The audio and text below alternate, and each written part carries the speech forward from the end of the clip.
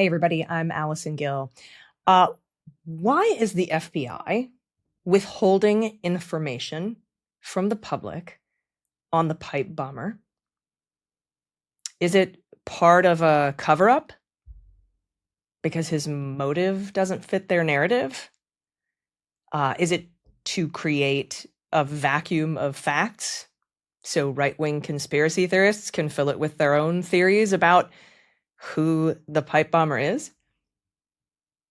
I mean, Trump has a well-documented history of doing this. You recall Bill Barr announced the Mueller report came out and that it exonerated Donald Trump, and then he refused to release the actual report for like 3 weeks and went on a tour to spin the findings and set that first impression before everyone else could get the facts.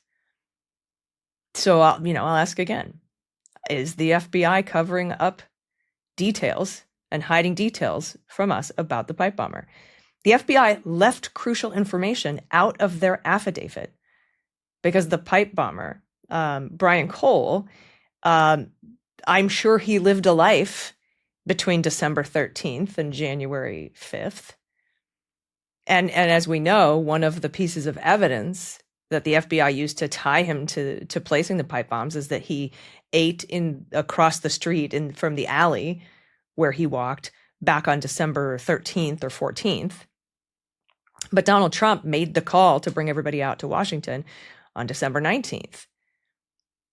And so I'm going to talk about this missing gap of time in the affidavit in today's episode.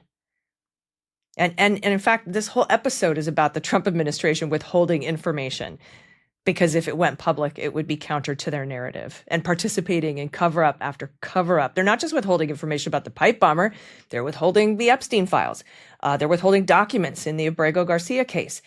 They're withholding or writing BS declarations in Judge Boasberg's contempt proceedings, the newly revived contempt proceedings in the Alien Enemies Act case. They're hiding exculpatory evidence in grand jury proceedings. They're trying to hide the public testimony of special counsel Jack Smith to Congress. They're trying to keep volume 2 of his report from coming out. And all of this stuff has updates on it this week. And they claim to be the most transparent administration in history, but all they do is bury and lie and obfuscate and cover up. So I'm going to show you what I'm talking about on today's episode of The Breakdown.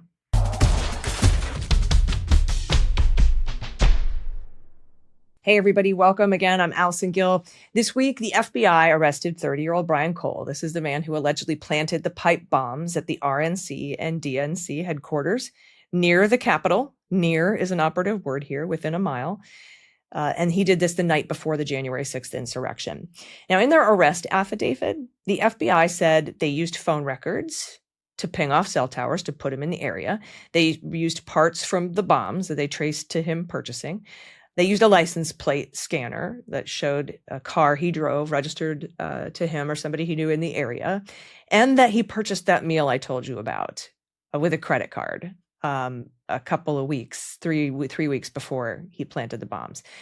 But there is a glaring gap of time in their affidavit. And this is something that was included in pretty much every single January 6th rioter affidavit issued by the Biden Justice Department. And it's a record of what this man was doing in the days and weeks leading up to January 6th. Marcy Wheeler pointed this out at emptywheel.net. She said there's nothing in this affidavit between the time Trump called for everyone to come to D.C., will be wild, he did that on December 19th, and the attack on the Capitol on January 6th. And I noticed that the affidavit says nothing about where he was on January 6th. Did he go? Did he go home? That would help you prove your case that he's some sort of lone wolf, whatever, and not associated with the January 6th attack on the Capitol. He was certainly being investigated for a connection to January 6th, but they just left all of that out. And there's a reason why. They want to create a vacuum of facts. MSNBC, or MS Now, learned that Brian Cole is a Trump supporter. He's MAGA. And he's an election denier. He believes that the 2020 election was stolen from Donald Trump. He believed in the big lie that Trump actually won the 2020 election. But it wasn't the FBI or a government official that told this to MS Now. It was two sources familiar with the matter who spoke on a condition of anonymity.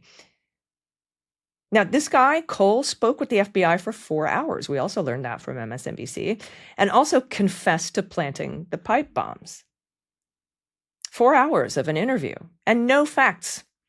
And then Pam Bondi says in her big fancy press conference that Brian Cole's politics are complicated. Really? No, they're not. You just don't want to say what his politics are for the same reason you left his personal communications and planning and whereabouts between the Will Be Wild tweet and the insurrection. You're covering it up.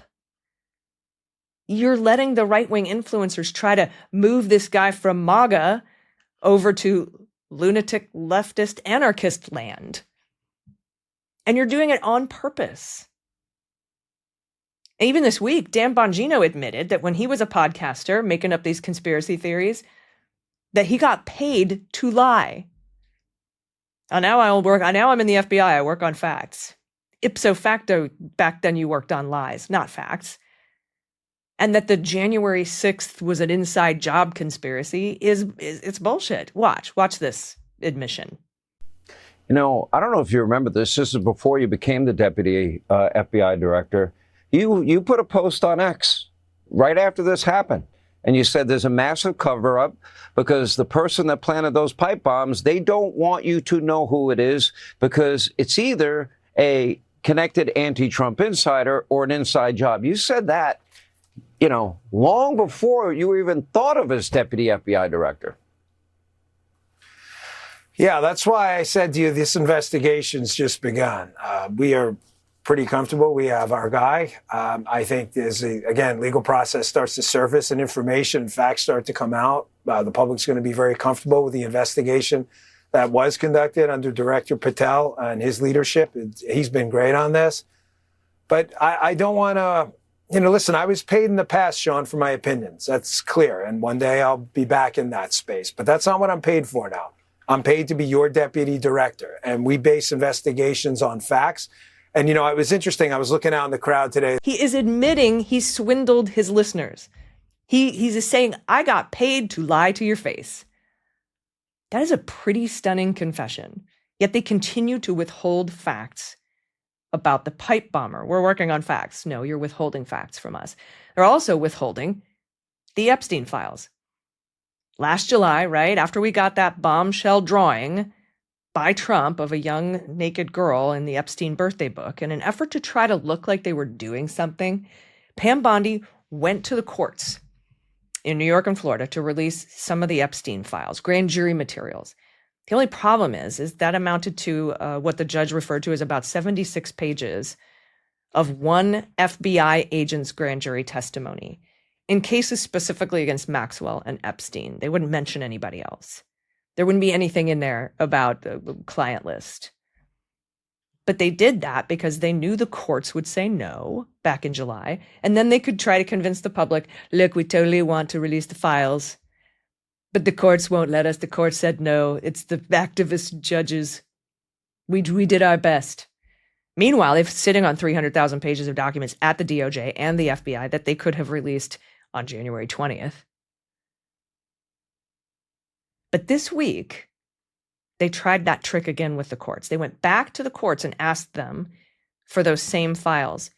Again, knowing they can actually release all the Epstein files in their possession anytime they want. And one Epstein survivor, Annie Farmer, knew that Trump would probably try to use this as an excuse to withhold the files and perpetuate the cover-up.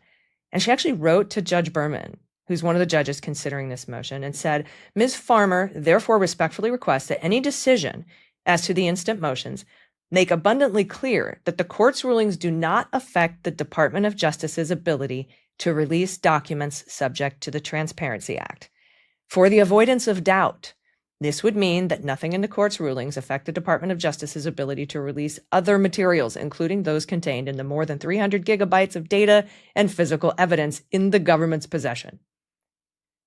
The fact that the government styled their motions as modifications to a protective order reinforces Ms. Farmer's concern that the government will use orders issued by this court as a public excuse to continue to withhold crucial information. But another judge, a judge in Florida, called their bluff on this. Judge Smith, Southern District of Florida, said, yeah, pursuant to the Epstein Files Transparency Act, I'll unseal these grand jury transcripts. He's going to do it.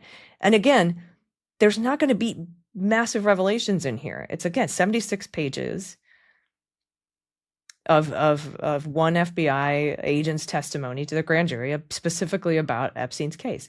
At least nothing like what's in the 300,000 pages that 1,000 plus FBI agents had to review this past summer, and the files that they stole from the Southern District of New York from Biden's open and ongoing investigation into the sex trafficking ring. Again, they can release those anytime. They have been able to this whole entire time. But now Bondi can't use the courts as an excuse to withhold anything. Again, she has until December 19th to release the entirety of the files. And by law, she must explain anything she redacts or withholds. And if she doesn't, she will be sued. This happened to Bill Barr. He was sued for his redactions of the Mueller report. And a lower court judge, before it got to the Supreme Court, a lower court judge ruled that he over-redacted the report. He made inappropriate redactions and lacked candor, and he did this for the purposes of covering up the massive scope of Russian interference in the 2016 election. That all came to light, and they released the full unredacted Mueller report. A lot of people aren't even, don't even know that. I still get people email me and say, when are we going to get the unredacted Mueller report? So we got it pursuant to a lawsuit, the same kind of lawsuit Pam Bondi is going to face from a lower court judge back in 2020. So like I said, I imagine we'll see the same thing here. Also this week, the government is withholding court-ordered declarations in the Boasberg Alien Enemies Act contempt proceedings. You'll recall, Judge Boasberg found probable cause that the Trump administration was in criminal contempt, not civil contempt, for refusing to turn the planes around that were headed to El Salvador.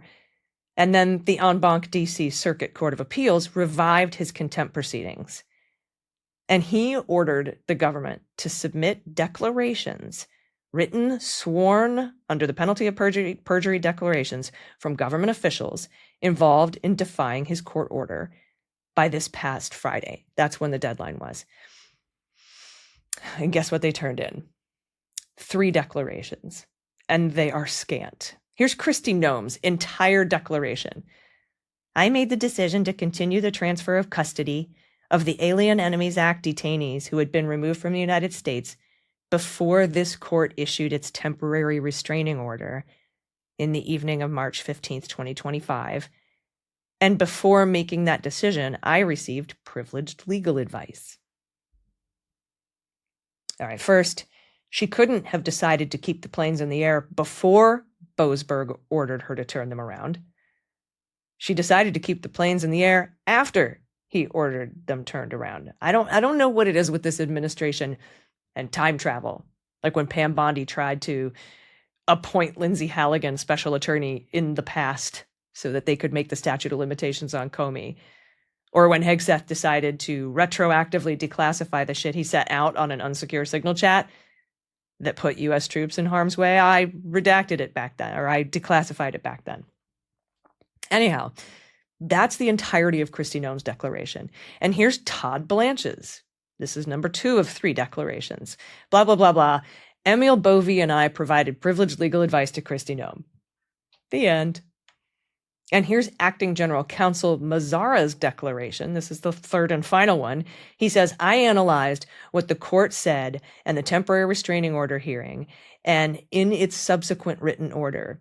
After my review, I then gave Secretary Noem legal advice prior to her decision about the legality of continuing with the transfer of custody to El Salvador of certain terrorist aliens detained under the Alien Enemies Act.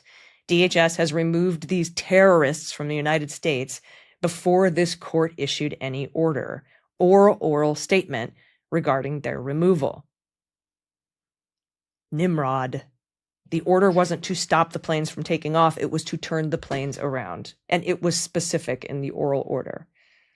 And Mazzara doesn't even bother to claim privilege here, just massive stonewalling. Cover up.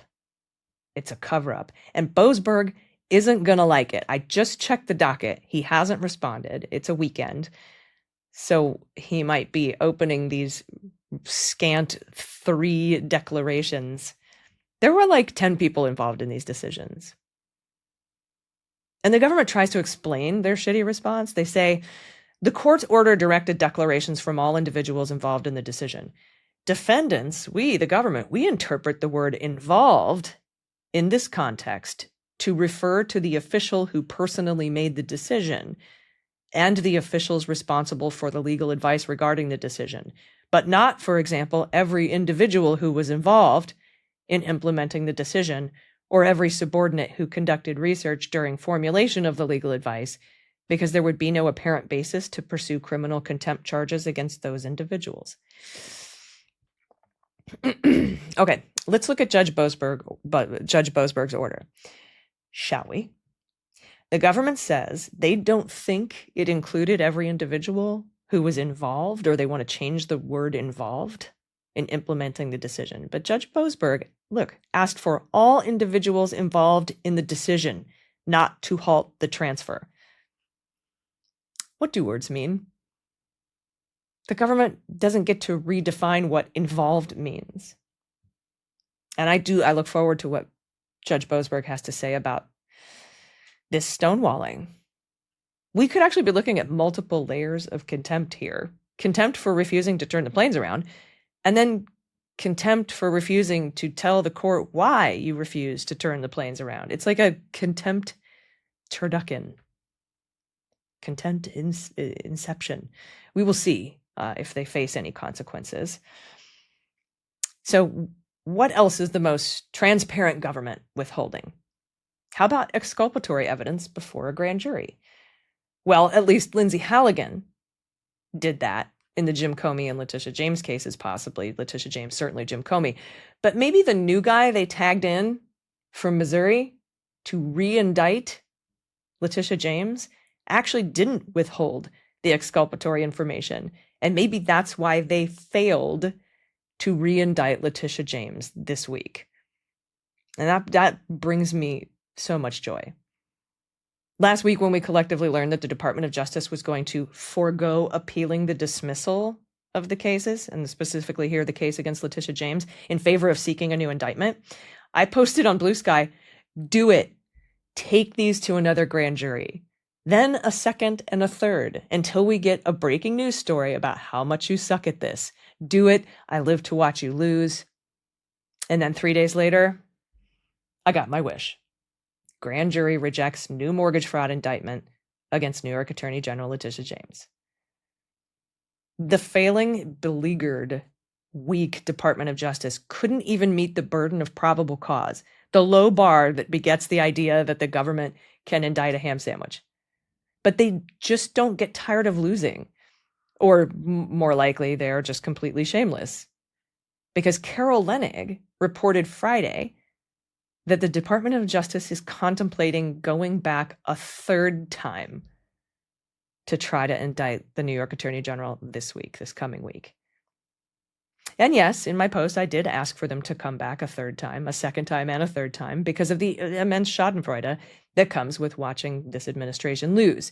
But there's also legal peril that comes with trying to take too many bites of this apple.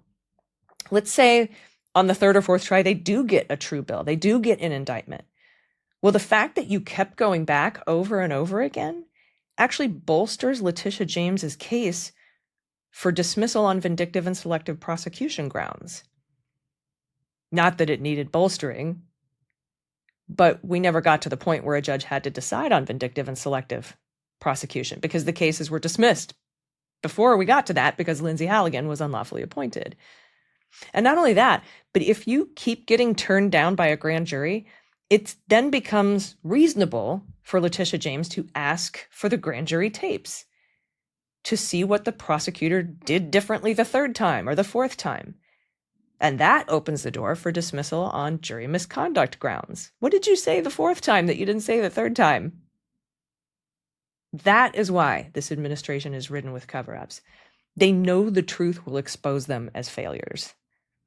So please, Pamela Joe, keep stepping in it, because we all need something to laugh about.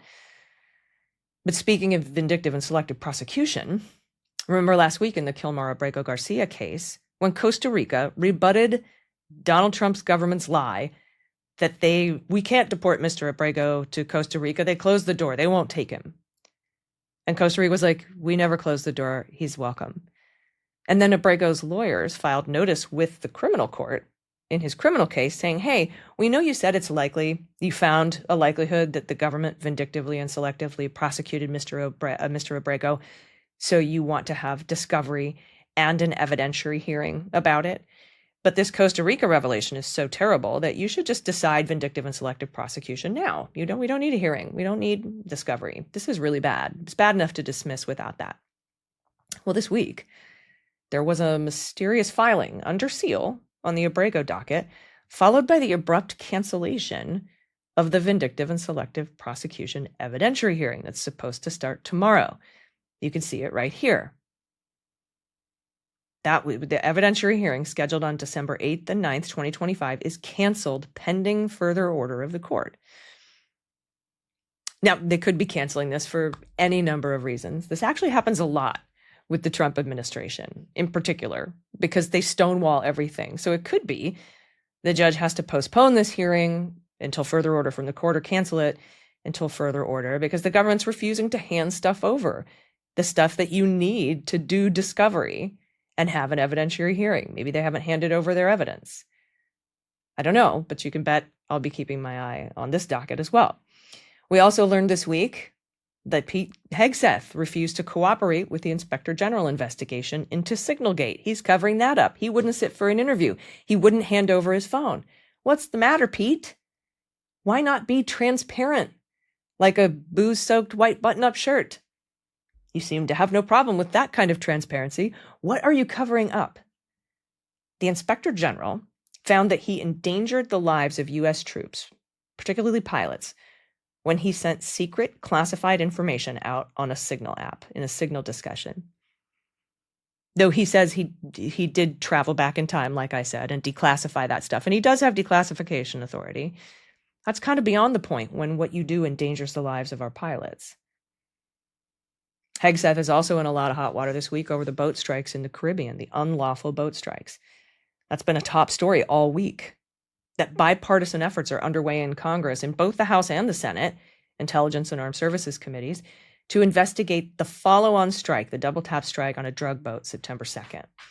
The first strike blew the boat apart, left 2 shipwrecked sailors waving in surrender and struggling for over 40 minutes when Admiral Bradley decided to murder them. By the way, firing on the shipwrecked is the literal example they use as an illegal order in the Pentagon's Law of War manual. Here it is. Clearly illegal orders to commit law of war violations. The requirement to refuse to comply with orders to commit law of war violations applies to orders to perform conduct that is clearly illegal. For example, orders to fire upon the shipwrecked would be clearly illegal. That's the hypothetical, clearly illegal order they use in the Pentagon manual for the law of war. Now, this isn't a war. A war has not been declared. It's not even an armed conflict. Trump has said it's a non-international conflict, but it's not. He's claiming that the drugs are the weapons and that he somehow has the authority. He still can't get around Congress to declare this. But Hegseth got Admiral Bradley to take the fall for him. And I would like to ask Admiral Bradley under oath if he received anything in return for his testimony that he gave the order and not Hegseth. I'd also like to see the committees bring Admiral Halsey in for questions. He's the admiral that Hegseth fired. Well, Hegseth said he resigned, but he actually pushed him out. And he was fired because he had problems with these unlawful orders. So I'll be following the congressional investigations closely, but Hegseth wants to cover up. Very transparent to not hand your phone over and not sit with an interview with the Inspector General. Now, next up on the wheel of what this administration is covering up, how about the public testimony of Special Counsel Jack Smith? Jim Jordan invited Jack Smith to testify before the House Judiciary Committee, and Jack Smith wrote back, and he said in a letter, I'd be glad to do that as long as it's public testimony, because smart people know that Republicans will lie about what you say behind closed doors. And Jim Jordan this week said, no, Jack Smith, the most transparent administration in the world is going to need you to testify behind closed doors. So he's been subpoenaed to appear before the committee, I think December 17th. The super transparent administration is also fighting the release of Volume 2 of Jack Smith's final report. Trump is innocent, but don't let that report come out. We're super transparent, but we need to keep that secret, just that one and everything else. Way back in February of this year, the Knight Institute at Columbia University, they filed a motion with Judge Eileen Cannon, asking her to vacate her order blocking the release of Volume 2. That's the classified documents case.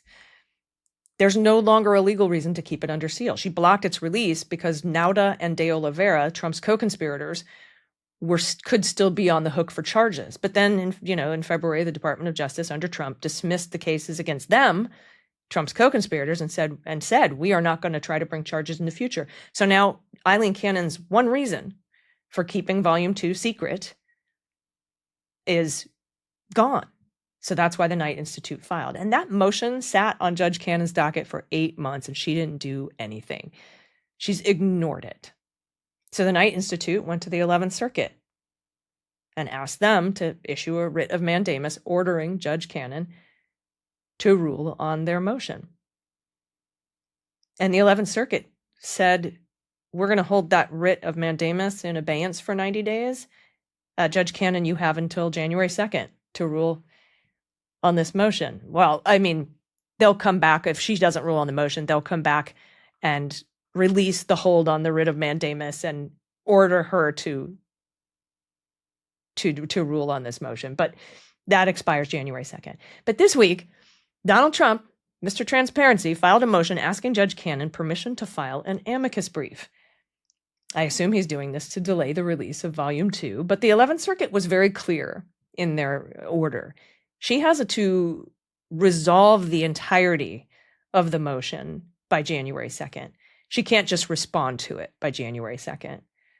Because I was afraid she was going to, on January 1st, say, you're right, we need 7 months of hearings and 6 more months of litigation on redactions and 5 more months on privileged whatever. I thought she was just going to do what she did in the classified documents case to begin with and just delay everything. But she has to resolve the whole thing by January 2nd. So I imagine she'll wait till the last minute, deny it, or force the 11th Circuit to tell her to deny it. But then that will free up an appeal to the 11th Circuit by the Knight Institute. But again, you'd think the most transparent president in history would want to release it since there's no legal reason to keep it sealed. And normally you don't release information about uncharged individuals, but like the Robert Hur special counsel report on President Biden's handling of classified documents, we got to see all that, even though President Biden wasn't charged. The rules governing the release of special counsel reports is different than just, general information about uncharged individuals. So we'll see what happens. Also, why is President Trump pretending not to know anything about the notorious drug trafficker he just pardoned this week?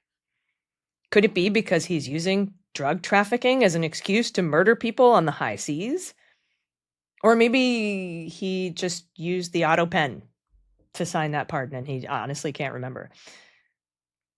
He says it's because Biden went on a witch hunt against Hernandez, this drug trafficker. But those investigations started under the first Trump administration. Oh, maybe he's covering up for the fact that he's helping drug traffickers. Remember last month when he let 17 members of the Sinaloa cartel family into the United States after making a deal with the son of El Chapo?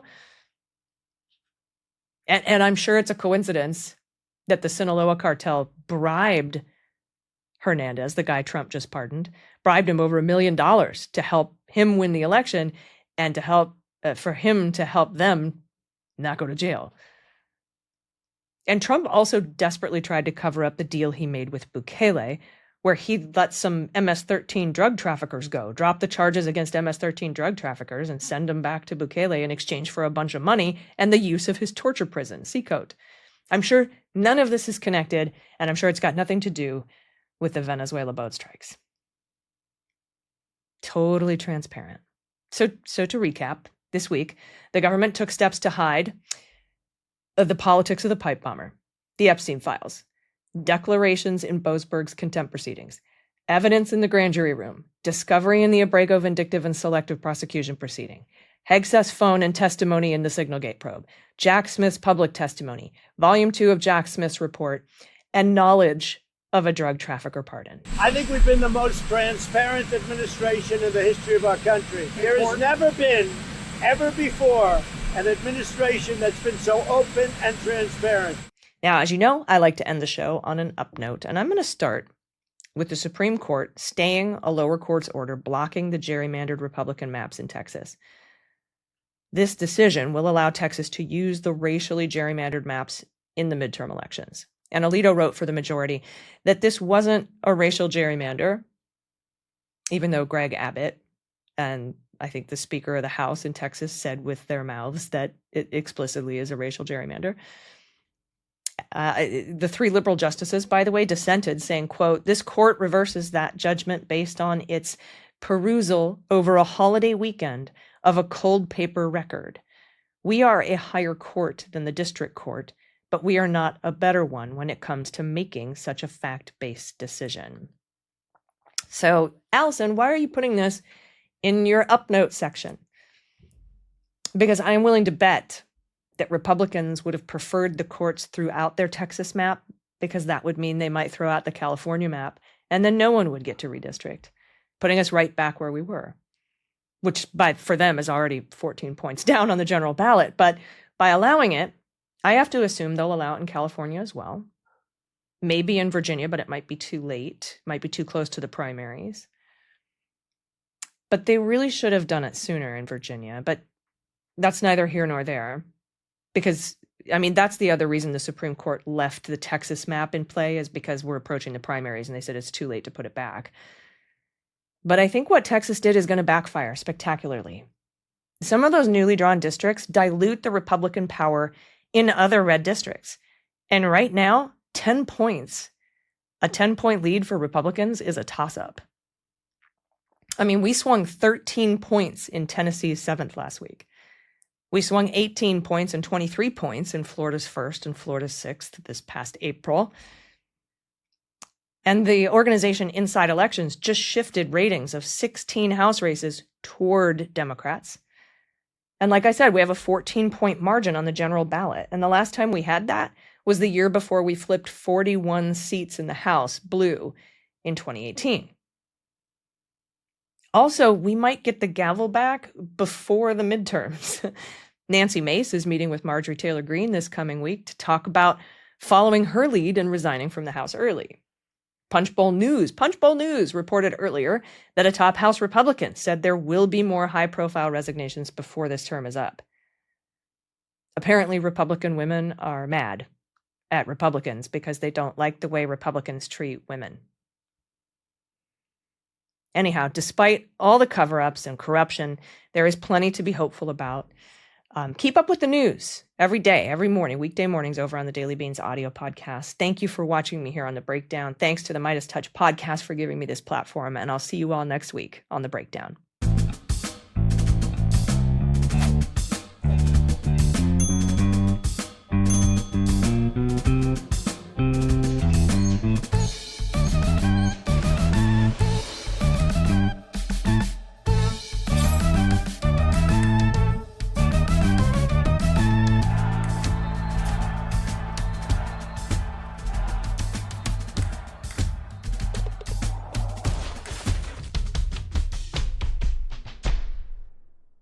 Thanks for watching. Be sure to add the Midas Touch podcast on Apple Podcasts, Spotify, or wherever you get your podcasts for new updates every single day.